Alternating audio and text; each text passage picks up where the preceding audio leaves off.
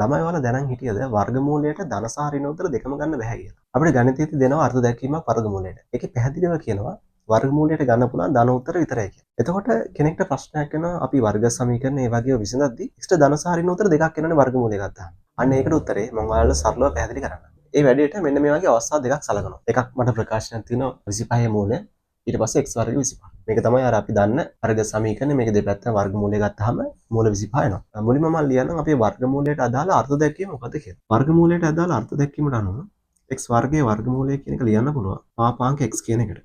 හරි දැන් අපි බලමු මෙන්න මේ අර්ථ දැක්වීම කොහොමද මෙන්න මේ ප්‍රකාශනයටයි සමීකරණයටයි යොදන්නේ කියලා. මුලින්ම මම මේ ප්‍රකාශනය ගන්නවා. මෙන්න මේ 25 මූලය කියන එක මට ලියන්න පුළුවන් 5 වර්ගයේ වර්ගමූලයට.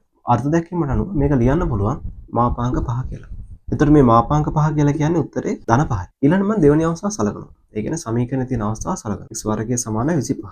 මම කරන්නේ x ට අගයක් ගන්න ඕන නිසා දෙපැත්තම වර්ගමූලය ගන්නවා. දැන් මේක වර්ගමූලය ගත්තාම මෙන්න මේ පැත්ත මට මෙයාගේ ආකාරයට වෙනවා. මෙන්න මෙයාට මුලින්ම අර්ථ දැකීම ආදේශ කළ බලමු. එතකොට මට උත්තරේ එනවා x ගේ මාපාංකය කියලා කියන්නේ 5යි කියලා. මෙතන දැන් තියෙන්නේ මාපාංකයක් තියෙන සමීකරණ. අපි දන්නවා මාපාංකයක් තියෙන සමීකරණ විසඳන්න අපි ගන්න ඕනි මුලින්ම මේ x කියන එක කෙනා බිඳුවට වඩා කුඩා අවස්ථාව සලකලා බලනවා. එතකොට මට එනවා ඍණ x සමානයි 5 කියලා. එතකොට මම මේක ඍණ එකෙන් බෙදුවොත් එහෙම x සමානයි ඍණ 5 කියලා එනවා. ඊට පස්සේ මම කරන්නේ x ට ධන උත්තර. ඒ කියන්නේ බිඳුව සහ ධන.